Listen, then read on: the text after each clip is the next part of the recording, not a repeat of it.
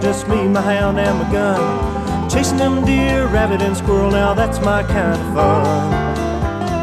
I like going fishing too, I'll go on any whim, looking for the big bass, the crappie, and the brim. Just give me a wide open field to walk through. Give me an ocean so deep. I wanna ride the longest river in the world, or maybe climb the highest mountain peak.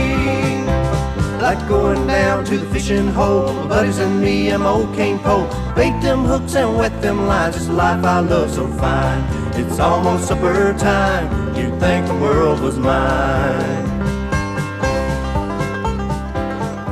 And now for today's outdoor adventure, here's Archie Phillips. Well, folks, we're out here in the middle of the Gulf of Mexico around a bunch of oil rigs, and we've got Mark Kennedy over here as our captain and our guide, taking us old boys from up around Birmingham. We come down here on the coast off Dolphin Island, and we got Alan Scott here on my left. He's a champion spearfisherman, and J.D. Dunlap. These boys right here just finished winning the Alabama spearfishing contest, and y'all won a bunch of other ones too, hadn't you, J.D.? Yes, sir. We've had 5 or 6 good wins over the last 6 or 8 years, Archie. I got you. Now, Mark, we've been out in here. You gonna take us on some of your super private spots? All right, we're gonna try to go out and fish a couple of these rigs in shallow water and make a dive or two on a couple of wrecks out there and see if we can't get some snappers today. Now, Mark is also a diver, but he is also a super champion bill fisherman. Mark, give us the numbers on them fish you and your brothers caught in the tournaments y'all won. Well, we've caught several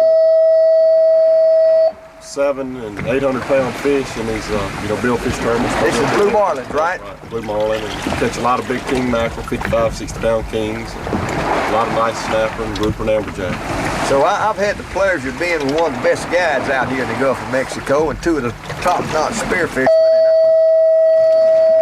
I'm just going to enjoy myself today and just tag along and just feel it'd be a pleasure to be with you gentlemen. And let's go see what all we can scrounge up out here in this beautiful. We got a beautiful day. We got pretty water. The water's clear.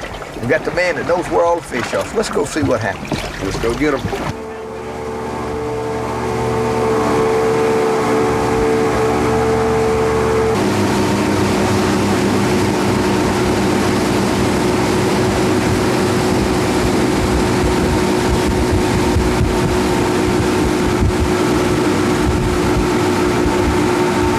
Tell me what we're doing right here now. We out here at this oil rig. Right, we're gonna pull up and I got a little camera I'm gonna drop down to see if it's gonna be worth diving, We're gonna let it down and see if the visibility's good and see if there's any fish worth spearing down there. We're gonna see on that camera right on this little television on the boat, right? Right, that's what I hope to do. And it'll save us, how deep are we right here? We're in 65 feet of water. 65 feet? Right. Occasionally, what will you find out here?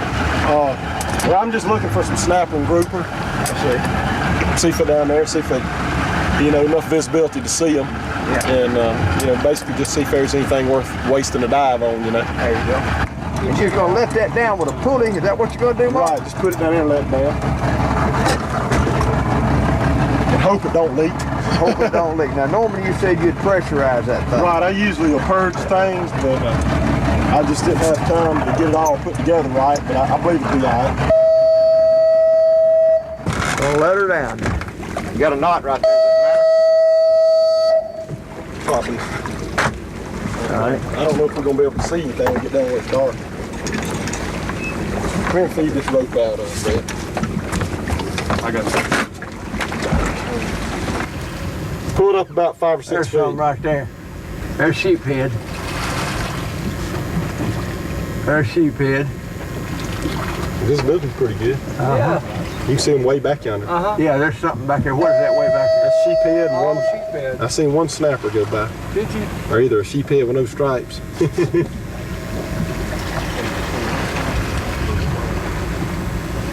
Lots of big sheephead. Looks like it's about all that's down there. Seen no amberjack.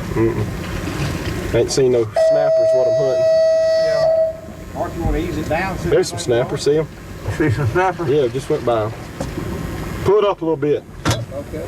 There we go. See that snapper? Let it down a little bit. There goes the snapper right there. There's a big trigger fish. There's snapper. Snapper, black snappers. Black snappers. Trigger fish. All right, Mark, now what is all of this stuff we got? There's just piles and all kind of junk out here. What's going on? Yeah, this is all oil rigs out here. We're 40 miles offshore out here in a bunch of oil rigs, and it's a natural gas field, and they just getting the gas and piping it into Pascagoula and coat into the refineries. It looks like, I don't know, looks like 30 or 40 out in here, don't it? Yeah, it's should be about 200 and something within 10 miles of us. Yeah, some of these rigs is crooked. You know, these crew boats come up and they bump into them and bend them, and that there's got a kink in it right there. Look at that thing. Yeah, it's got several dents in it. In other words, they bump into them things too, don't they? Oh yeah, a lot of them, you know, it's big waves out here and such. Most of them's anchored real good. It ain't really any danger of them breaking over, but yeah, they do get bent.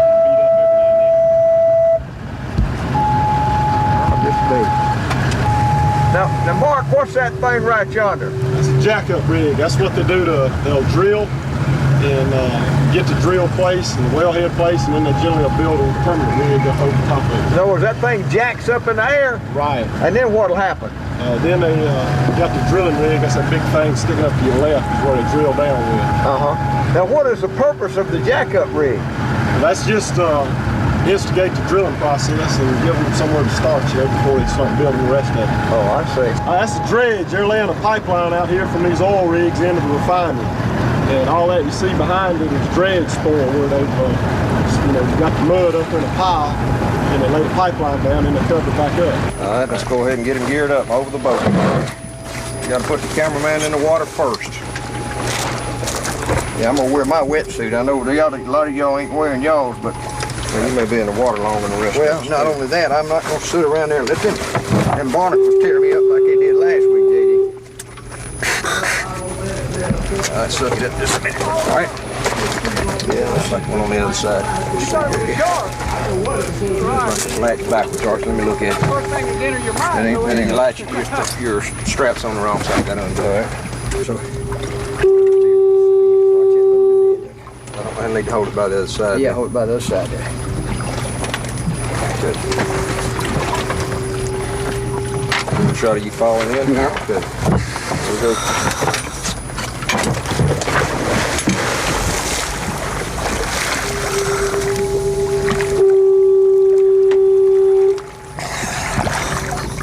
I got the safety cord for you. Get ready to strap it. You got it?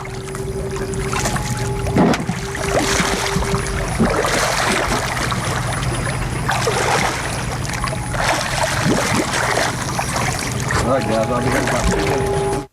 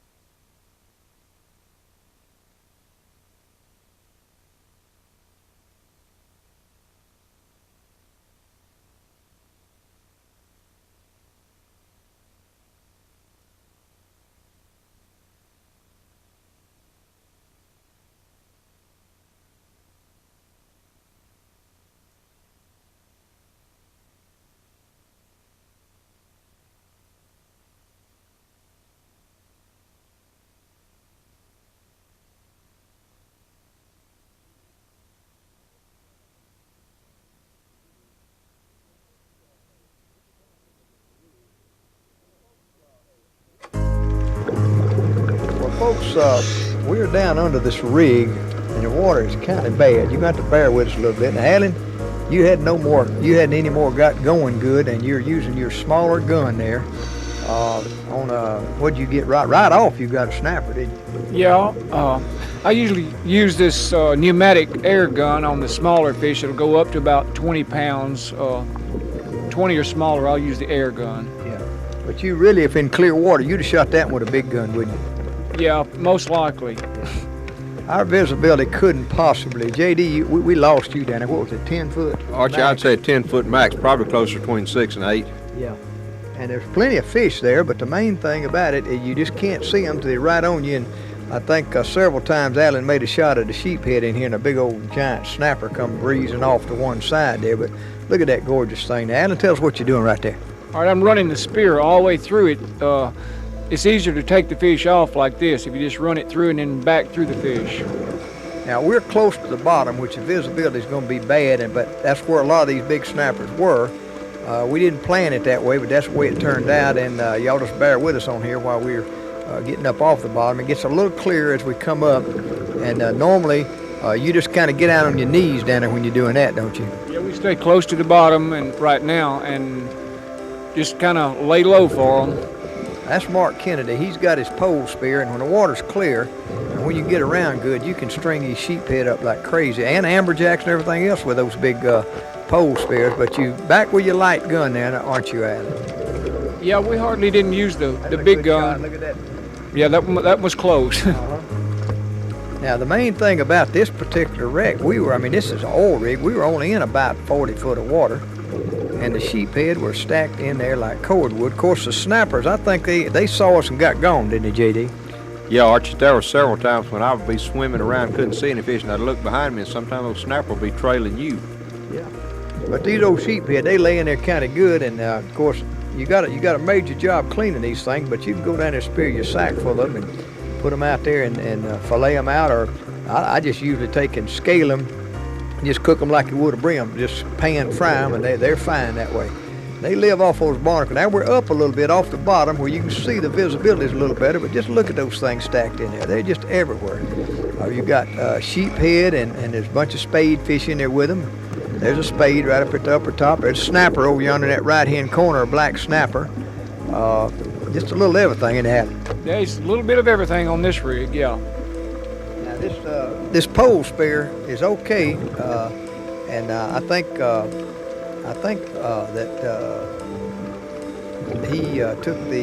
Mark took and stuck a great big about a 40-pound drum with it and twisted his end. I'm not sure he's got a spear on the end of that thing. Now he can drive it all the way through and sometimes push it up on the shaft, but it works very effective when you got everything going your way. And that's the stringer that a lot of people use. Where y'all boys use bags, don't you, JD? Yeah, most of the time, Archie, unless you get a bunch of fish like flounder or small stuff, then you just kind of push them up on there like pancakes. Yeah.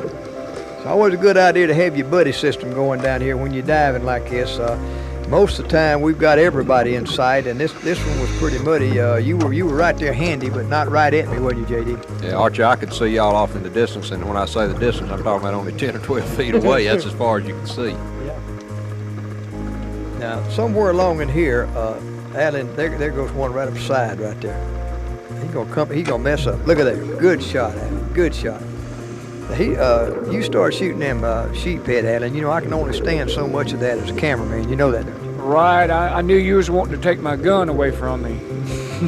And not too far down the line here that we did that. Here's one right on the bottom. It's real murky down here, and just barely can see. You silhouette shoot these fish. There you see there's a pretty nice sheephead coming on in there, and that's an excellent shot. Notice where the shot was placed. That's a hard place to put a shot in that bone too, ain't it, Alan? Yeah, they're real tough right there, and it's hard for the spear to go through.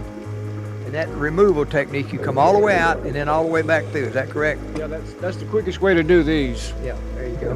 Now, what was you doing while we was over shooting them sheephead, JD? Archie, I was off on the upstream side, the upcurrent side of the rig, and there was some pretty good cobia hanging up in there, and I was stalking them. I think I got a couple of them in this sequence. Yeah, this was a good cobia rig, wasn't it? Yes, sir. They were 12, 14 fish in there, and a lot of them were on the borderline of being legal. You know, they got a size limit on those fish now. Uh-huh. Well, these oil rigs just make a wonderful ecosystem. I know a lot of folks get upset about those platforms and out there and environmental dangers, but they do an awful lot of good out there from bringing these fish in, because every one of them is just like carrying a ship out there and sinking it. They just really build the fish, and where we're getting these snappers and stuff out here in 40 foot of water, this is just amazing that you can grow that big a snapper out there in that shallow of water. So there's a lot of pluses going with the oil rigs out there for diving and fishing.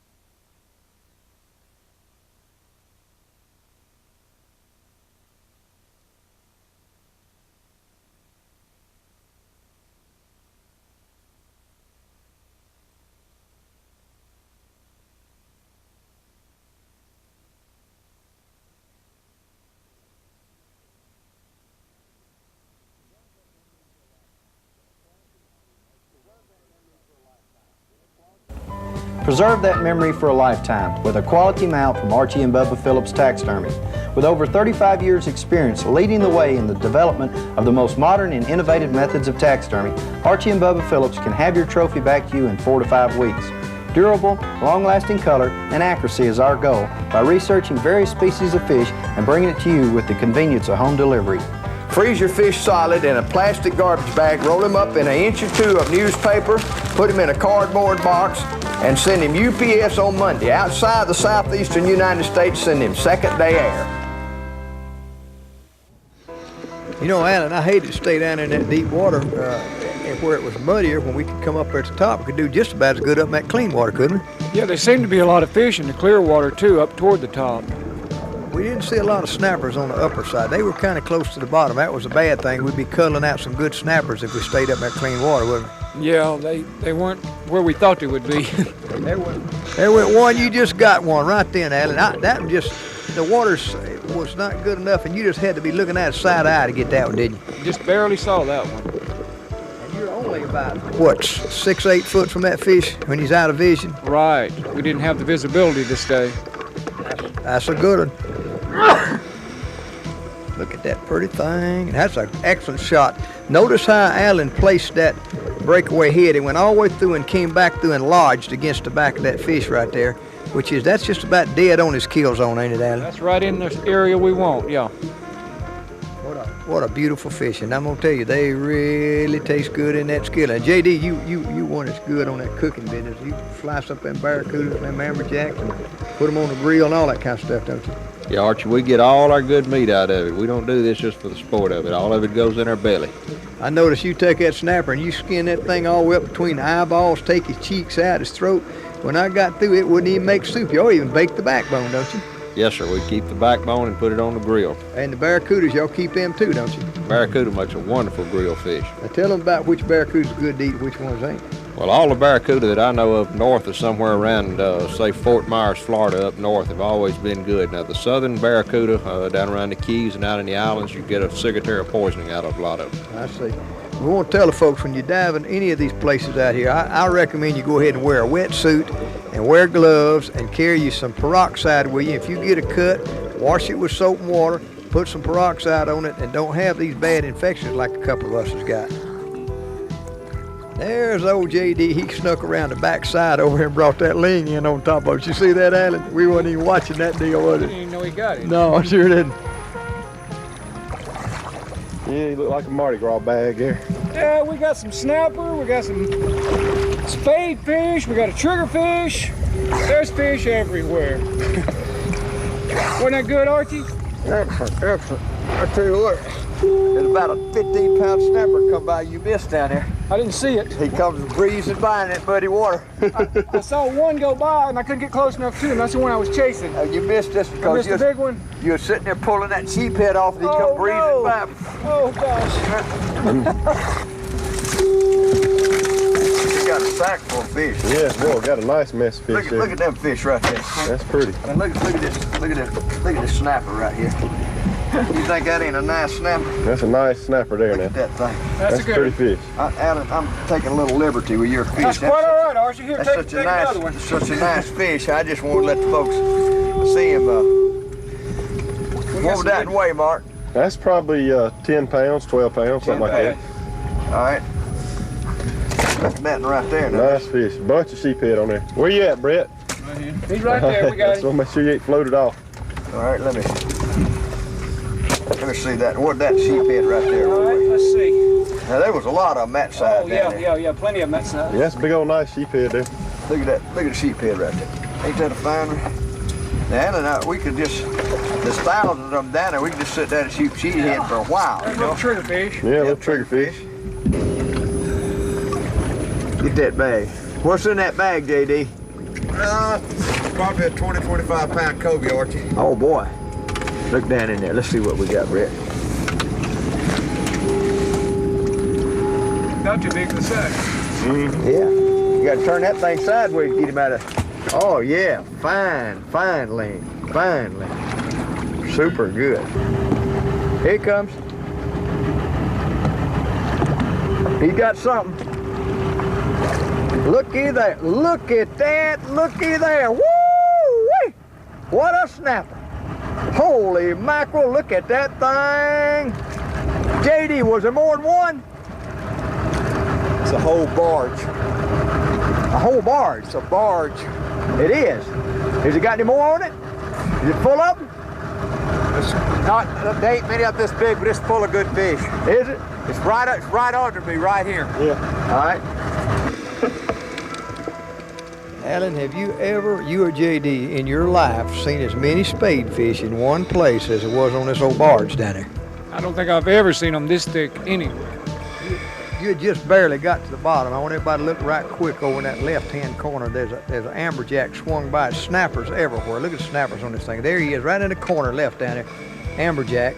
Now, where'd you go, JD? All I could see was front of that old tugboat right there and all Archie, that spade fish. I went down to the edge of the tug in the bottom to see if there was any group or anything up under it. Visibility was pretty bad, and I didn't see a big fish down there. Didn't see a big one. Well, Alan got this one amberjack, and there was a lot of snappers around there, some middle-sized ones, but we wasn't able to do anything with them. They got spooked off of there as soon as we hit the bottom of the wreck here, and so I think you reloaded right quick, didn't you, Alan? And you seen another one sneaking out there, and there he is right there. Right, we got two good ones off this tugboat. Right quick, and then we was about 110 foot. We came on up, and we did get two good fish off of there.